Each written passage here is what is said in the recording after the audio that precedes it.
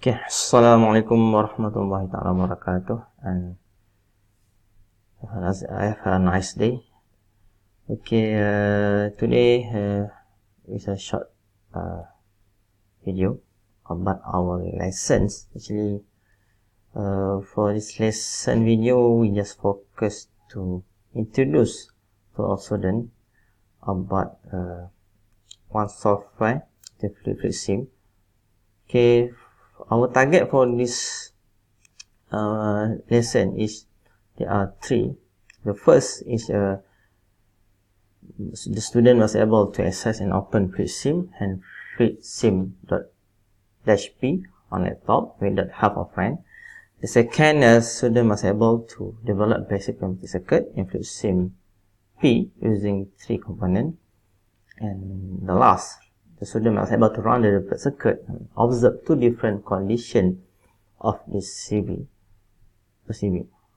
Okay, to access and open, we will go the objective step by step. The first is the student must able to access and open.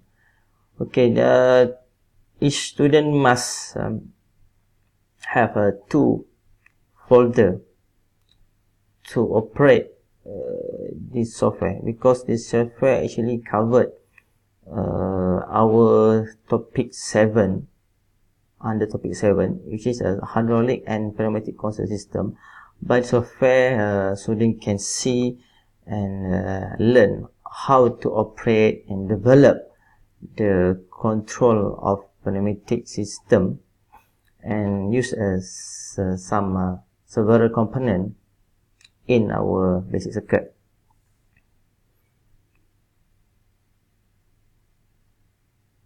Okay, this software FluidSIM-P and FluidSIM.P actually is a software, portable software, so no need installation process. So you shouldn't just must save both folder in your laptop. Actually, to open the software, you just click the pneumatic folder and see the select the bin folder, and in the bin folder you can see the fl_sim.p.exe, which is a execute file to operate and run the software. The same method when you want to use FluidSIM.h, which is for hydraulic control system. Select folder hydraulic, also bin folder, and you can see you can choose as fl_sim.h.exe for your file for open this software. For lesson this for today's lesson, we just focus using pneumatic control system, so solid pneumatic, bin, and fl_sim_p to open the software. Okay, alhamdulillah, we already opened the software, so the first objective is achieved, and hopefully student can capture and absorb how to open the software. Okay, the second part of the lesson, student must be able to develop a basic circuit. So actually there are two different circuit in hydraulic and pneumatic control system. First, a basic circuit. The second is actually an pneumatic or hydraulic circuit. For this lesson, we just focus on basic pneumatic circuit. When you already successfully open software, there are two files, my file and common file. So in default, software will open common file. Actually, the component for each file actually are same. So you just focus on common file. So to develop your own work area, so just select a new icon at the top of the software and click, and which display a empty for working area. So the first step to develop your own basic pneumatic circuit, just click the pneumatic folder. In this folder there are 5 sub folder, which is a supply element, which is with our input of the circuit, actuator actually for our output for our circuit, and valve actually for our control part. And meanwhile, valve could actually just simplify grouping component for your all use at the advanced circuit in the pneumatic, and measuring instrument also in sensor, which is advanced learning stage for your student.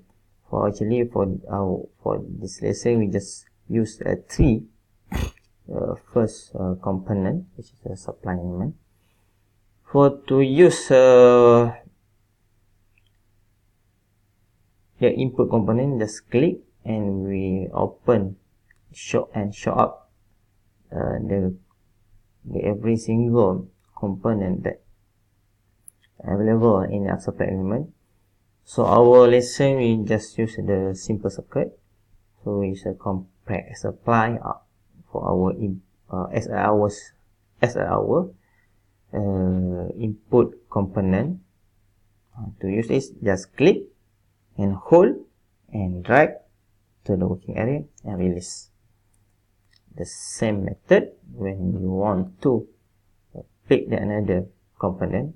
For our output, we for this example, we just use a single acting cylinder. Click, hold, and drag to the working area and release. Also for the valve, for our valve actually there are many sub-components, so we will elaborate detail in our class. For this lesson, we just use a DCV, actually a directional control valve. Just open the folder. We can see several type of directional control valve. For we just use the basic the simplest DCV, directional control valve, which is a 3/n wave valve. /n means we can increase the conditional up to 4. For in default, when we click this component, click, hold, and drag to the working area. In default, we just present and give 2 conditional. The first is first block and second block, so there are 2 conditional block in our valve. So rearrange. The input must at the bottom, and the control part must in intermediate, the second level, and the last our output is at the top. We can see the flow. So to connect every component in our circuit, we just bring our cursor to the pressure, and the cursor change to bullet, and there are green dot, and click and hold and go to the next spot, and when we see the next spot is green, so just release. So automatically is we connect 2 components. It's a method to connect the valve component to the cylinder component and release. Okay, to set up the actuation method for the valve, because the valve we can change the conditional by several type or by different method. For this lesson, we just use spring method. and switch. Actually, it's a manual. Right click in the valve and you can see the properties for the and click. For left actuation is a setup area for left block, and while right actuation for setup positional for right block. So for our left actuation we set as a switch button, and while for actuation we just select spring return. So the final presentation for our valve display in the bottom of this block, which is for left side we choose button, and for the right side we just choose the spring return and click OK. So we can see the final our DSV is changed as our setting. Okay, actually we achieve the second objective, is develop a basic pneumatic circuit in FluidSIM using 3 components. The first component is a compressor, the second component is our valve, and the third component is our cylinder, single cylinder. So actually it's present 3 basic input, output and control part. Okay, and then the last our lesson for this today is to run this circuit in our working area. So it's a simple method. You can see there are a play button in the top of the interface in the FluidSIM-P. So just click play. Okay, there are some error, so click cancel. First, actually the connection port is in the open port, so make sure you bring the cursor close to the port 3 and right click, select properties, and in the terminator in the end we choose the second bottom, which means is connect the port to the tank. So it's actually from our compressor. For the air comes out from the compressor and flow in from the valve and go to the cylinder and return back to the same piping and go back to the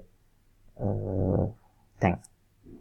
So we play again and we can see alhamdulillah this the circuit can run successfully.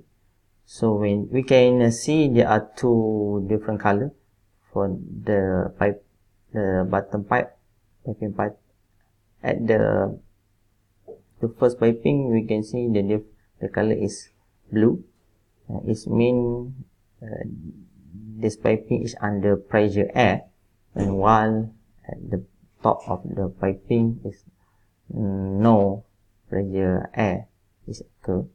So when we change the coefficient of DCV, so we can see both piping in the same conditional and under pressure piping. When you are released, so the spring we push back the DCV so that the DCV can turn in as a initial condition. Click back and we can see the pressure air push the cylinder so that it can full extend, and while we release the spring in the cylinder will push back the cylinder at the initial condition. So that's all for this lesson, and make sure you stop the simulation process before you can continue to change our setting or develop advanced circuit.